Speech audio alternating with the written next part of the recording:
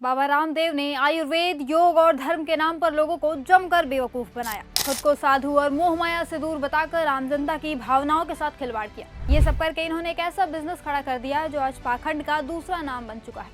हम बात कर रहे हैं पतंजलि की, जो आज अरबों रुपए का कारोबार कर रही है। टीवी पर योग सिखाते सिखाते रामदेव को अब धंधा करने लगे, कोई पकड़ ही नहीं पाया।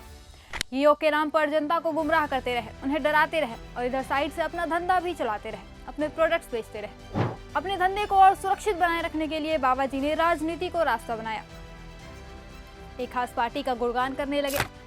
इस गुणगान का इन्हें फायदा भी मिला। जब कभी इनकी कंपनी के प्रोडक्ट पर सवाल उठा, उस पर जांच बैठी, तब सत्ताधारियों ने इन्हें बचा लिया, जिससे इनका प्रभाव और मजबूत होता चला गया। आज इसी संरक्षण की बदौलत बिना डरे ऐसे विवादित बयान दे रहे हैं जो दूसरे देशों में शायद बर्दाश्त भी नहीं किए जाते।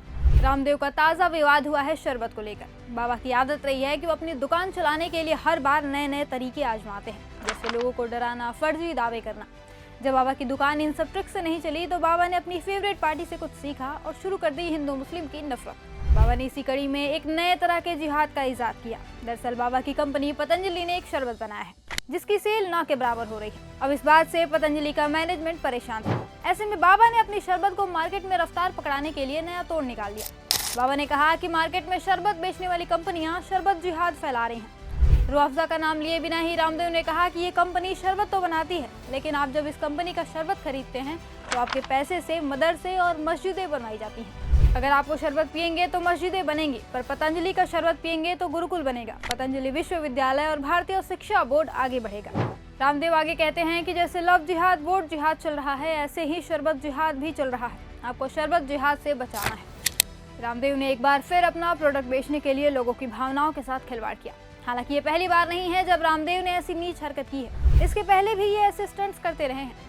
फर्जी दावे करने में तो बाबा जी माहिर है। इनके झूठे दावे केवल बयानों तक ही नहीं सीमित रहते।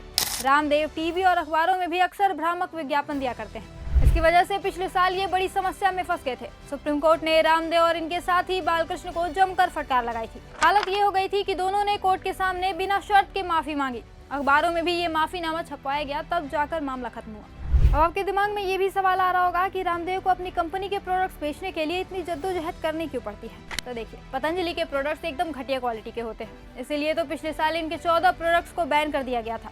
बाद में कैसे रोग आकर इन्होंने ये प्रतिबंध हटवाए थे। वही 2017 में जब पतंजलि के प्रोडक्ट्स की जाँच कराई गई तो लगभग 40% प्रोडक्ट्स क्वालिटी टेस्ट में फेल हो गए। फिर सेना ने अपने कैंटीन से पतंजलि आंवला का रस वापस ले लिया था, क्योंकि ये भी क्वालिटी टेस्ट में फेल हो गया था। इस साल 2020 में जब पूरी दुनिया कोविड-19 से जूझ रही थी, उस वक्त भी रामदेव को अपना धंधा चमकाने का आइडिया आया।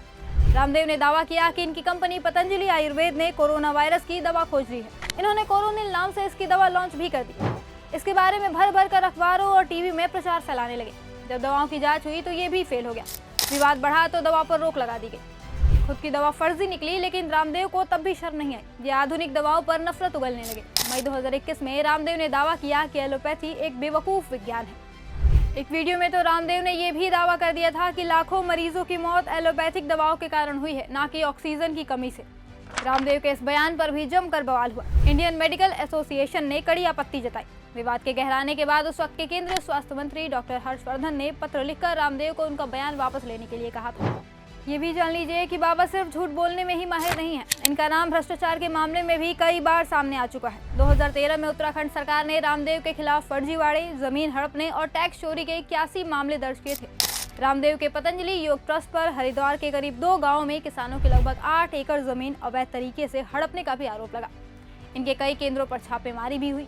लेकिन इतने कांड करने के बाद भी बाबा रामदेव आज धर्म का चोला पहनकर विवादित बयान दे रहे हैं और कोई इन्हें कुछ भी नहीं बोल रहा, क्योंकि बाबा जी को उनकी प्यारी पार्टी से समर्थन प्राप्त है। अब एक बात तो साबित हो गई है, जब तक देश में मोदी सरकार रहेगी तब तक रामदेव जैसे फर्जी बाबाओं का बोलबाला रहेगा।